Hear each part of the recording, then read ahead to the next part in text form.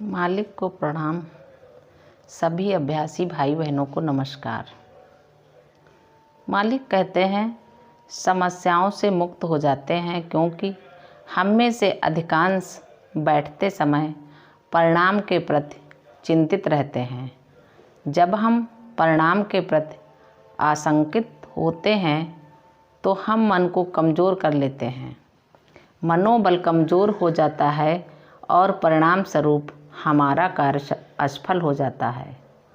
मालिक की बात हो या न हो, कार्य शुरू करने पर हम अपनी अपेक्षाओं के कारण ही असफल होते हैं।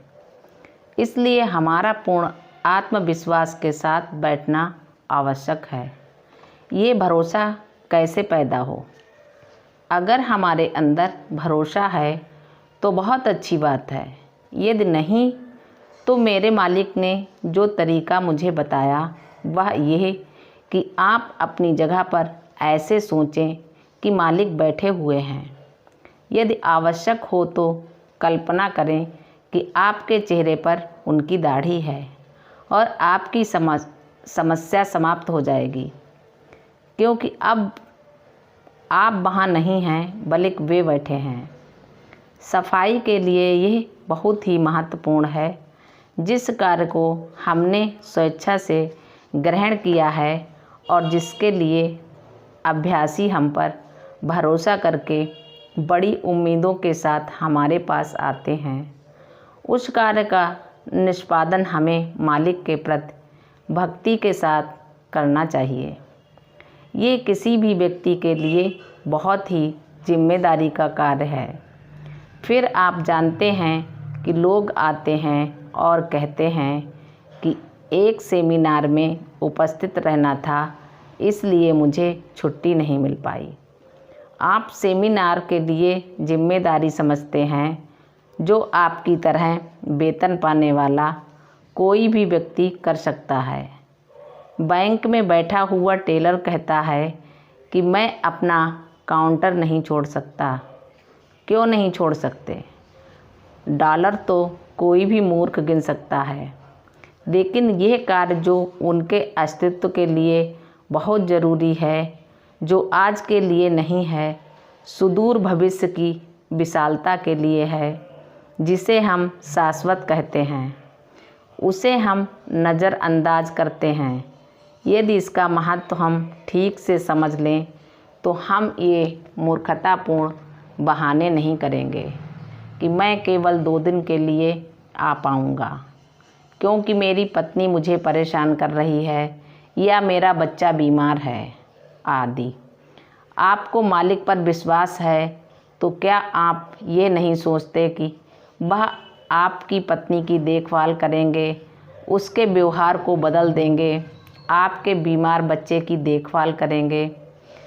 जब 73 वर्ष की अवस्था में 1972 में मालिक 3 महीने के लिए यहाँ आए थे तो क्या आपने उनसे पूछा था कि बाबूजी वहाँ आपके बच्चे हैं, आपके खेत हैं, आपका मकान है, आपकी अनुपस्थिति में उसकी देखभाल कौन करेगा? क्या आपने उनसे यह प्रश्न किया था? नहीं नहीं बाबूजी, आप 1 हफ्ते और रुक जाइए। आखिर ये दोहरापन क्यों? एक मानसिकता अपने लिए और दूसरी मालिक के लिए। जो चटनी हंस के लिए होती है वही चटनी राजहंस के लिए भी होती है।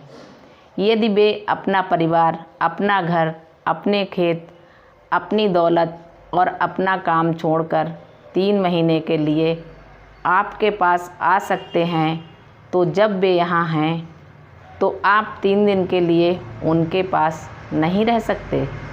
या यदि वे चाहते तो 6 दिन उनके पास नहीं रह सकते? ये समय की मांग है कि हम जागें और पहचानें कि हम क्या कर रहे हैं।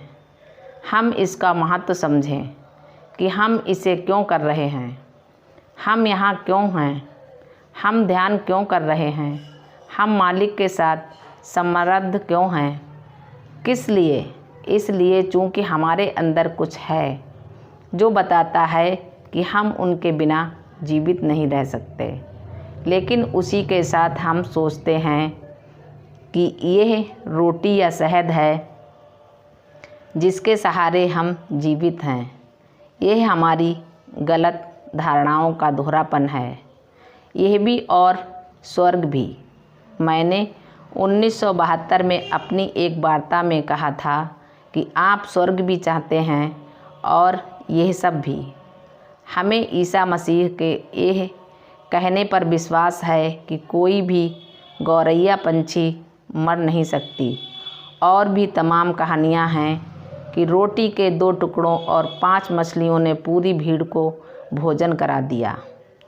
यदि वह एक बार ऐसा कर सकता है तो शाश्वत रूप से सदैव सबके लिए क्यों नहीं कर सकता।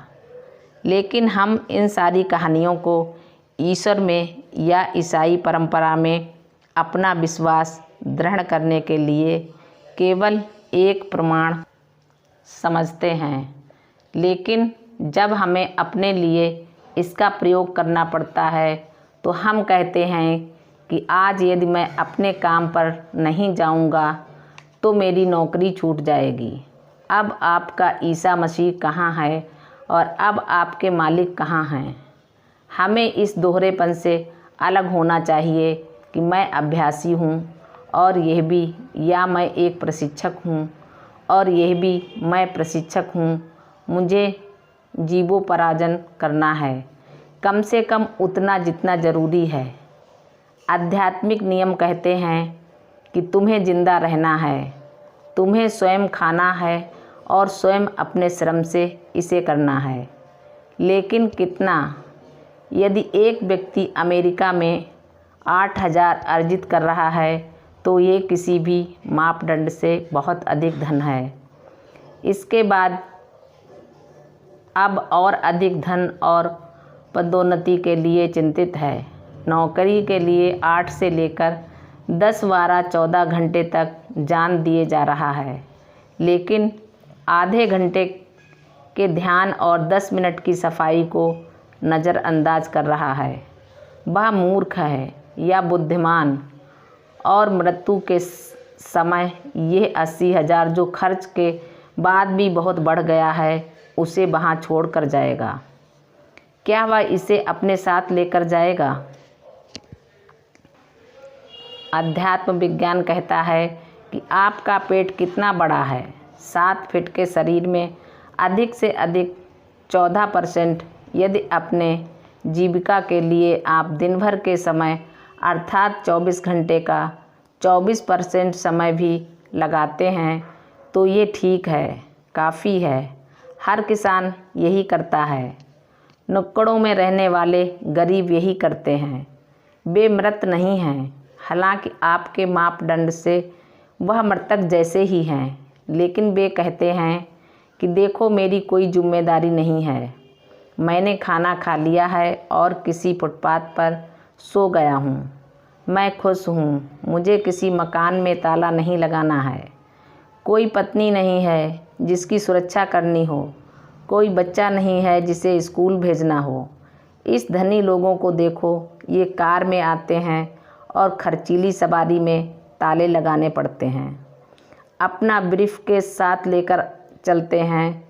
जब वे इसे लेकर चलते हैं तो इसे पकड़कर अपने समीप रखते हैं कि कोई इसे खींच न ले जाए।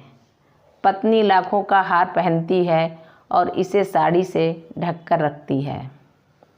मालिक को प्रणाम। सभी अभ्यासी भाई बहनों को नमस्कार।